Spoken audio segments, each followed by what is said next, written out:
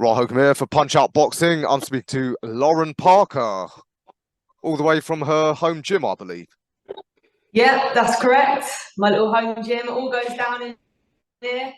Yeah, pretty lucky really to have it, to be fair, you know. I've kind of mixed my training from Essex with my coach Paul Webber and then here as well at my home. So yeah, kind of got it good. And where is home, if you mind me asking? Obviously, don't give me the exact address, but Yeah, where no, is your hometown? I live in a little town called Letchworth, which is in Hertfordshire. So if anybody knows Stevenage or Welling Garden City, it's kind of near there. So yeah. I've been to Letchworth. Yeah. Okay. Wow.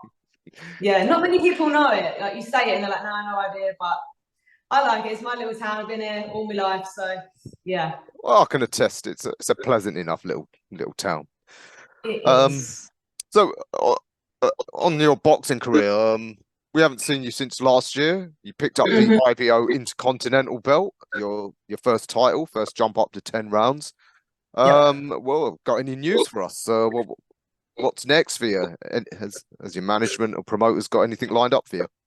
Yeah, as it stands, nothing at the moment, and we're probably looking. I know it sounds crazy, but more towards the back end of the year because I've had to deal with a few little injuries and stuff, which I've not really spoken about. They're fine. I'm having treatment and stuff for them. It's all good.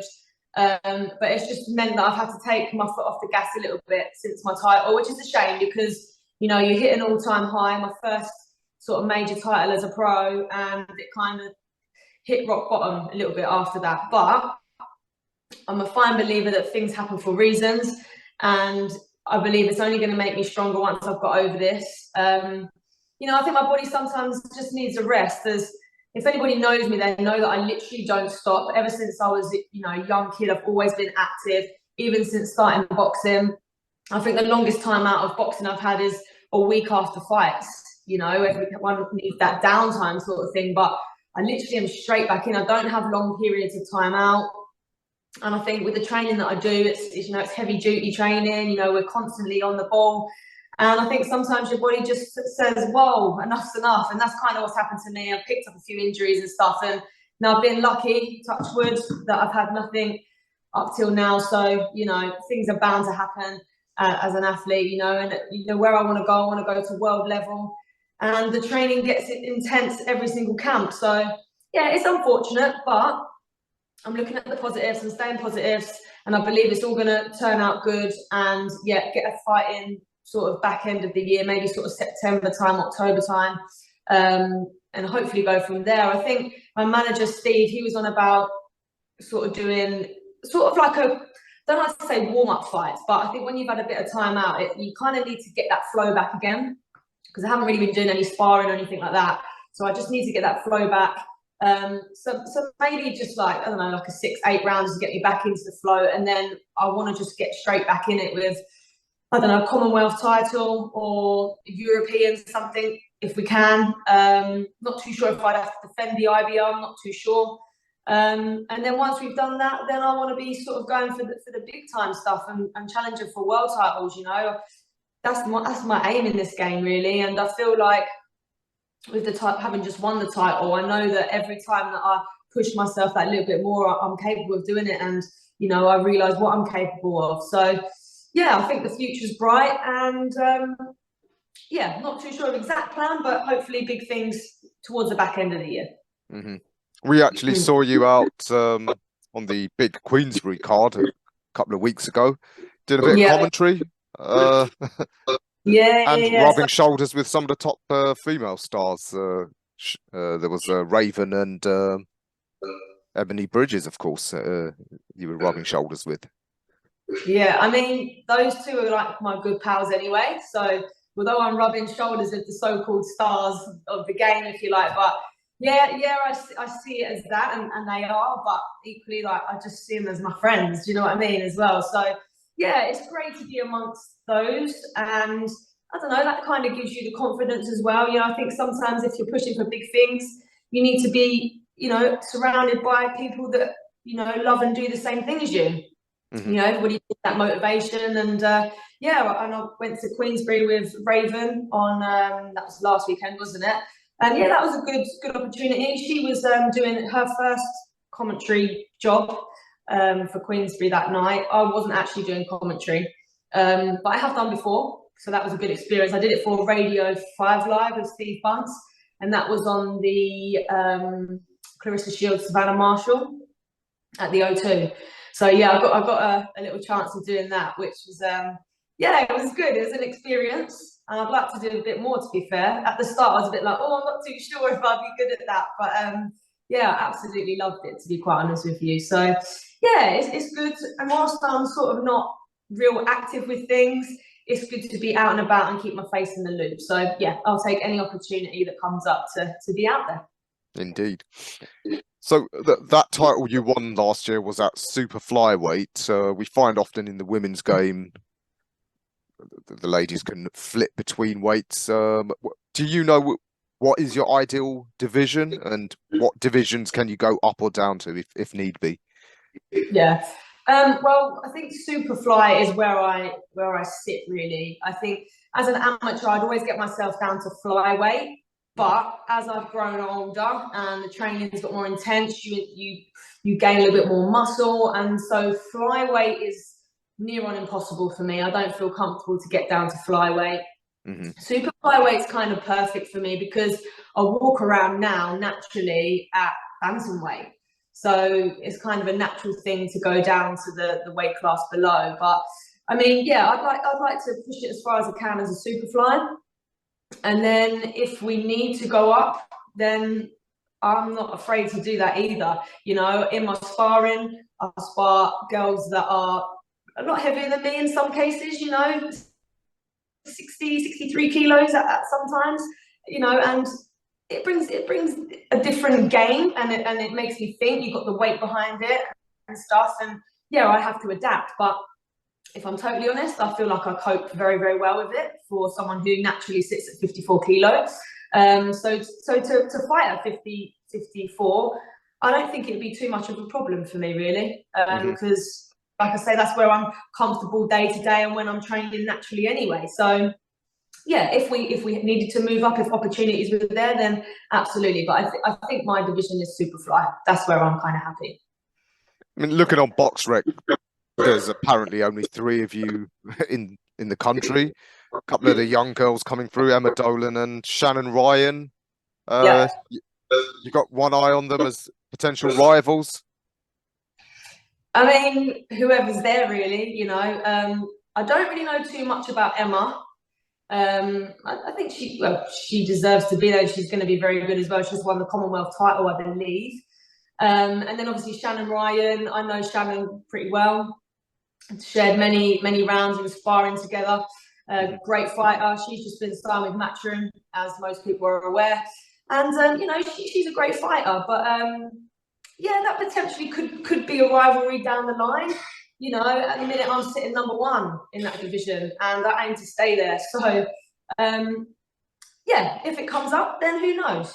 And to make good fights, you need good fighters. And I believe that, yes, at the minute there's only 3 of us in that division, but it would create for a great fight if ever that was to happen. So who knows? We have to see. You know, management talk and that, and they find the right opportunities for their fighters. So that would be something that I'd speak to my management with and see if that's the right thing. But like I said, if it was to come up, then I have no qualms whatsoever. And let's get it on, you know, because anyone that's watched the sparring has always said, yep, it's great, and the viewers would be very entertained. So I believe that would still be the case later down the line. Sure. And of course, the division below, I know you said you can't move down, but there's a couple of youngsters there, and as you said, they're going to get older, which means they might have to move up before long. And there's so few fighters around those weight classes anyway. Yeah. You know, you girls probably will have to end up fighting each other. Have you had to look at a couple of them? There's obviously Chloe Watson and Macy Rose, who's being built up by Matchroom. NICOLA Hopewell, same age as you, so not a youngster. So True. Yeah. Yeah, I know them all. I know Maisy and I know NICOLA. Don't personally know Chloe, but I know what she's about, and she's a very good girl. I think she's up there, probably sitting at the top of that division at the moment. Yeah, I mean, all great girls, and I believe that they could probably flip between the divisions as well. And sometimes I think like NICOLA, I'm sure she was sitting in the Superflyweight not so long ago, and I don't know whether it's how they're matched on their previous fight will then send them down. So maybe she weighed in at flyweight, which then put her in that flyweight category. I'm not too sure exactly how it works, but you know, she has sat in that category, Superflyweight, with me at some point, and I've seen it. So it's like, I don't know exactly where she sits and what she's doing and where she aims to stay. But yeah, these girls are fantastic. Maisie's a good boxer, very quick, you know, in and out sort of work, busy fighter. Have sparred Maisy. You know, again, I think all these girls bring great quality to the ring, like myself, and I think they would make for good 50-50 fights. So if that was ever to happen, then yeah, but I'm not too sure if I don't think that would happen anytime soon. You know, they're kind of at the beginning of their career, whereas you know, I'm a few fights down the line compared to them. But yeah, we'll see. We'll see what happens. I'm just looking at all of you ladies' records. You've all done the merry-go-round of Ferenczi, Ivanova, Alcawazi. So yeah, you're all running out of people to fight other than each other. So just gonna leave. Yeah, that's it. Just leave us to box each other. Yeah. So on the world scene, who are you looking at? I mean, Marlena Esparza, the Texan, she's rated as the #1 in the world. Yeah. How do you assess the world scene? Yeah, I mean, in terms of the world scene, honestly, I've not like looked into them too much because I feel like everything that I do is a process, you know, and I just think I have to get through whoever's in front of me next. And I've had a look at some of them, and I mean, yeah, they're world level. They're extremely good, high quality, experienced fighters. A lot of them, I believe, are probably like Mexican, Argentinian. I think I'm correct. Yeah. But they're going to be tough, you know. And maybe probably 3-4 fights off of that.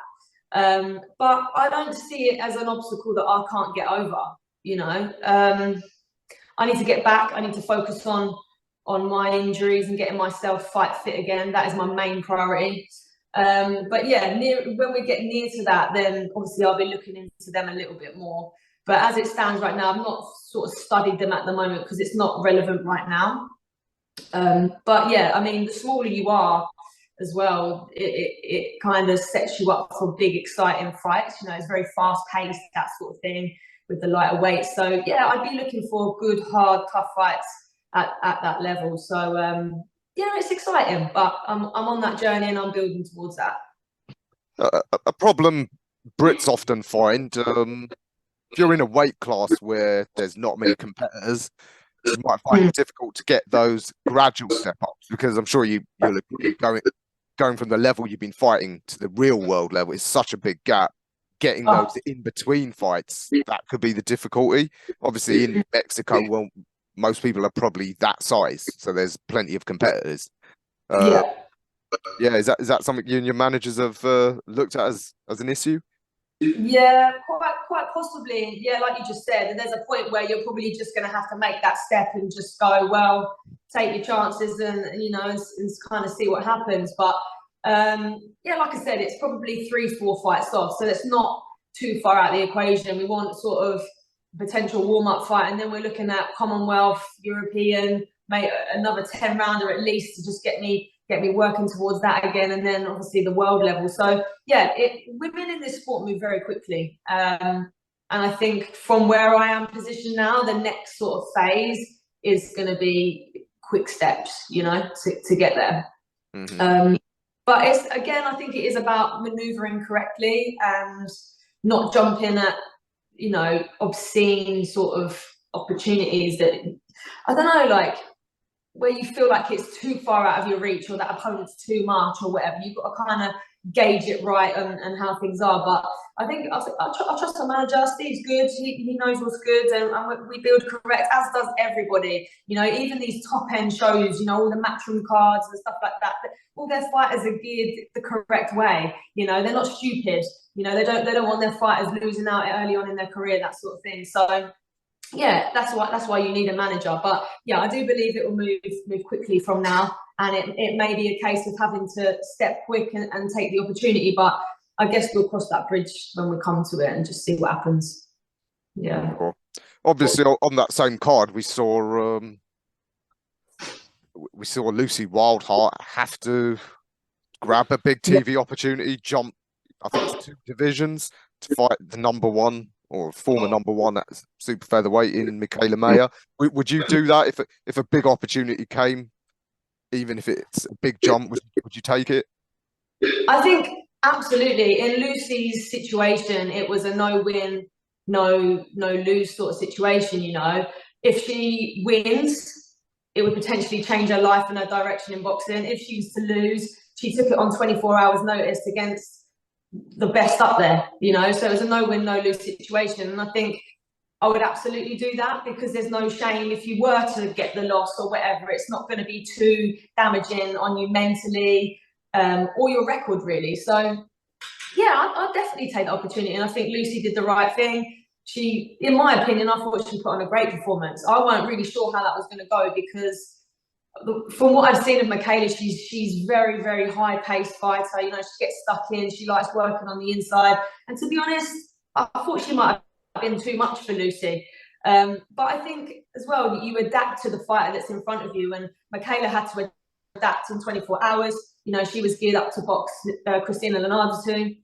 So she had her game plan there. So she literally had to change it. Wasn't really sure of what she was getting when she was stepping in the ring, and she adapted. And yeah, so I don't think you see the best Mikaela, but in terms of Lucy, I think she's done amazing, to be quite honest. The way it started off, I was like, oh, this is a good fight. You know, I think Mikaela clearly won it, obviously, but you know, hats off to Lucy. She did really, really good, bless her. So yeah, hats off. Yeah, terrific performance, especially given the quite evident huge size disadvantage she was at. So yeah. So some great fights at featherweight for her. You mentioned there Ebony, your friend, who's of course one of the bantamweight champions, and you mentioned inevitably you'll probably move up to bantamweight at some point. That division's really hotting up as well. It's just been announced today. Nina, another local girl, and Shannon Courtney. So it's Hertfordshire v Essex. That's a banger. How do you assess that one? Oh, great fight. I've been looking forward to this one. I can't wait. I was just chatting with my mum, actually. I was like, we need to get tickets for that 100%. So, yeah, I've sparred Nina. Nina was a sparring partner of mine and is. And we'll be getting some more rounds in, no doubt, in the future. Great fighter. Yeah, it's a cracking fight. You know, you've got Courtney, who's come off the back of her loss. She lost her world title. She's very, very eager to get back in the game. You've got Nina, who's, you know, won hers. Has she defended it? No, this will be the first. This will be the first defense. First defense. I lost my train of thought then. So you know, she wants to keep hold of that. So you've got 2 very, very game girls. And how do I see that one?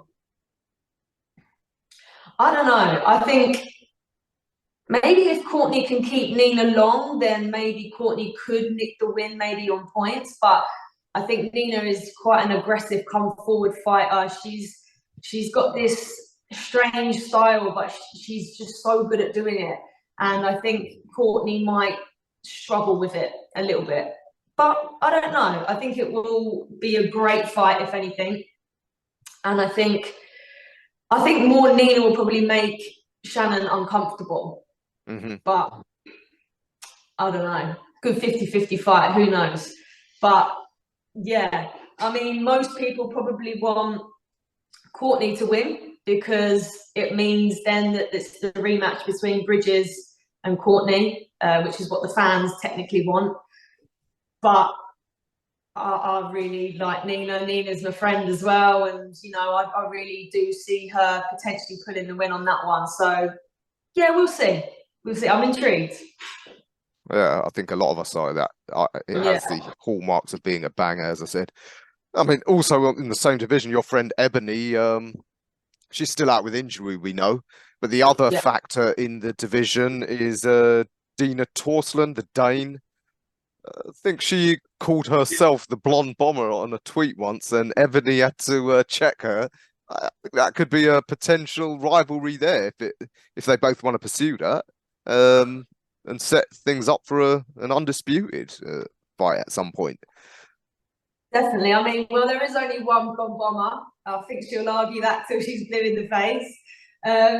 Yeah, I mean, Dina Torslin, great fighter from what I've seen. Obviously, I haven't seen loads of her, but she looks very strong, very aggressive fighter, strong. So yeah, I mean, all these girls, you know, it's open for matchups and unifications and that sort of thing. So yeah, I wouldn't be surprised to see that in the near future. Which again would be exciting. I think both styles would work quite well. Yeah, be good. We have to see. Yes, we will indeed. And if you do have to move up to bantamweight, obviously, I presume you wouldn't want to fight your friend. Well, that would take two of them out. You're gonna have to target the Mexican Avila. You've got no link with her. Yeah, I don't know about that one. I'm not too sure. They kind of don't really sit right, boxing your friend. But then again, I don't know. Do you think business and just you got to do what you got to do? You know. She'd probably say the same, to be fair. She'd go, yeah, I'll box you. I don't care. You're getting it or something. I don't know. But yeah, it's not really something that we probably do. And if I was to move up, I don't know how long Ebs will be in the career. You know, she's, you know, getting a little bit older, isn't she? I don't know how long she wants to continue doing it. It might be, she might unify, get undisputed real quick and want to call it a day and move on to something else. I don't know. You know, I might be boxing at Superfly for the next 4 or 5 years. Will Ebony still be in it at that point? I don't know. So that would probably never happen. But yeah, it's crazy. It's crazy, isn't it? The sport of boxing and what can happen. What was it? It was, I see, the whole Sonny Edwards, Charlie Edwards. I mean, they're brothers. Is that some sort of joke or what? Or is that a legit thing? Like, you know, 2 brothers potentially want to have it out. And I don't know. Boxing and business, it's crazy, yeah. So who knows? Indeed. Your other friend you mentioned, Raven, she's in another red hot division. Potential for fights with girls like Skye Nicholson. I don't know if you know her personally. Yeah, I do, yeah. There's the German Golden Girl, Sophie Elish. A couple of the ladies down at super bantamweight eventually will probably move up to featherweight. So again, red hot division. Could be some great fights there. Yeah, so good, so good. Yeah, I really, you know, again, all of them at this level now, they're all great girls, and I do know Skye personally. I've actually sparred Skye as well. It's another one who's quite heavy, you know. I think she's like 60 odd kilo or whatever, you know, southpaw, long rangey, trying to get in with her and spar. You know, she's a difficult operator. But then you've got someone like Raven who, you know, she's quite come forward. She's very strong. She can get on the inside. She lets her hands go. Something that, you know, I've not really seen Skye deal with too much. You know, a lot of her opponents sit back. They don't want to get on the inside with Skye because she picks them off, you know, whereas I'd love to see, you know, Raven get in there and maybe take it to Skye and see how Skye deals with that. It'll be interesting, you know, the mix of styles could really work. So, yeah, some great matchups. I don't really know too much about the featherweight division, but you know what, you got Amanda Serrano at the top of that one, haven't you? Yeah, she's way out at the top. Yeah. But there's an American danger woman who I'm hopefully going to interview soon, Tiara Brown. Yeah. Great amateur pedigree. She fought Michaela Mayer many times in the amateurs. And she's got 10 knockouts in 14 wins. So another factor there that those girls want to look out for. Yeah, and that's, you know, that's big things that I'm sure that they're going to want to aim for, but need to look at their own careers and take the path necessary to get there. So yeah, I think most of the divisions are hot. I think women's boxing in general is just on fire at the moment, you know. It's just super exciting. Again, the Savannah Marshall one that's just been announced as well against Franchon, it's just so good. Like, it's just on fire. And hopefully this exposure for the women will help, you know, a lot of people sort of take to it, because I think a lot of people, when you say women's boxing, they turn their noses up. Even now, they still do it. And I'm like, wow, have you actually sat down and watched, you know, the skill level in it? You know, obviously, most people go, oh, yeah, boxing, manly, men do it. And it's like, well, actually, if you just take the sport of boxing and the skill that's involved, like us women are doing it quite proud at the moment, and you know, I'm proud to be a part of that. And yeah, I think hopefully it will continue to grow, and more even non-boxing fans, if you like, can look at it and go, wow, fair play, and start taking an interest. You know? Yeah, absolutely. Yeah. The work you women are putting in absolutely deserve the credit. And why do you think that so many of the big fights are happening with women? Is it because you've got no choice? Is it because women have less egos than men? Yeah. What's the reason? I think women, again, the whole less of an ego, I think they just want to get in there and get down to work. And I think a lot of the time it's about proving yourself. You know, I think in this sport, you're constantly battling. I am good enough to do it. I do belong here. I am good at what I want to do. And they constantly want to put it out there and show that. And I think when these big opportunities arise, bam, jump straight on it, you know, if you can. If the opportunity is correct and it's not ridiculous, then yeah, they're going to jump on it and take it. And I think more of us are tending to do that, you know, especially at that top level as well. And I don't know. And when you get to that top level, you can't really go down, can you? So you have to box the best of the best. And I think where the growth's now starting to happen more, these big fights are just happening because they ain't got nowhere else to go. The only options that you've got at that top level are to box the best. So yeah, you're seeing it on a more regular scale now. And yeah, I think it's really good. And the way they set that as an example is kind of good for the youngsters coming up, you know, youngsters, and even myself, you know, I'm not top level, I'm getting there. And, you know, it gives me sights to sort of aim for. That's what I want to be like. That's where I'm going to get. I've got my first major title, but we're pushing on for more. And I want to be involved in fights like those girls. And it's great, you know, and yeah, let it grow and continue because it's so good for everyone in the sport, even probably the guys as well. You know, they can look at it and go, fair play, good, decent 50-50 fight. Maybe I should do that, take more risks or whatever. So, absolutely. If Spence and Crawford are watching, yeah, take a lesson from the ladies. Yeah. You mentioned there the best fighting the best. I've got to ask your opinion on probably the biggest fight in the women's game coming up over in Dublin. How do you assess that? Katie Taylor, of course, homecoming, a worthy fight in Shannon. Yeah. How do you see that one going? It's a tough one because I do know Chantelle like on a personal level as well. Not massively, but I know her. And then Katie, I'm a very, very big fan of Katie Taylor. Even like growing up from the beginning of my boxing career, I'm so like inspired by literally everything that she's done. So to kind of pick a winner of who I think is going to win that is hard because I think whoever wins, I'd be happy, but then I'd also be gutted for whoever was to lose as well. But in terms of the fight, like I've always kind of said that I thought that Katie and her speed would potentially, she'd outbox Cameron, maybe be too quick for her. Would Cameron be able to deal with that? But then obviously Katie's coming up a weight, Chantelle's heavier. We've seen Katie wobble at times, you know, even in the Serrano fight, she looked uneasy in that a lot. Some say that she didn't win. Can she deal with Cameron's power? I don't know. As time goes on, I kind of flip from the two. I think, yeah, Katie's speed will win it. But then I'm like, oh, if she cops a good few shots off of Cameron, she might not stand. She could cause some serious damage, you know? So it's such a tough one to call. And I don't know. And that's what makes these fights so interesting because you literally don't know who's going to win. It's not such an easy, oh, yeah, that's a given. You know, you can say that with quite a few fights that have been matched. And it's like, well, that's clearly they're going to be winning that. But this one obviously is 50-50 and I really don't know, which makes it so exciting. But again, Cameron hasn't boxed on as big a stages maybe as Katie. Is Katie going to get that backing from the Irish crowd that's going to kind of give her that extra fire? I don't know. How will Cameron deal with that pressure? It's a tough one. I think I've always said Katie over speed though. I'm probably going to stick with that, but I could absolutely be wrong. So who knows?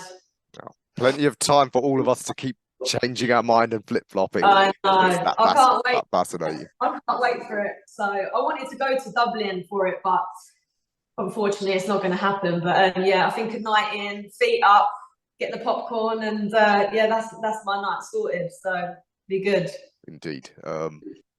Well, you mentioned there you'd have loved to have gone. Will we be seeing you at any major events coming up this summer? So I definitely will be at the Nina Shannon Courtney fight at Wembley. So I think, well, what have you got? What's this weekend? 6th. That's Birmingham. Is it Birmingham with It is. LAURENPARKER? Yeah.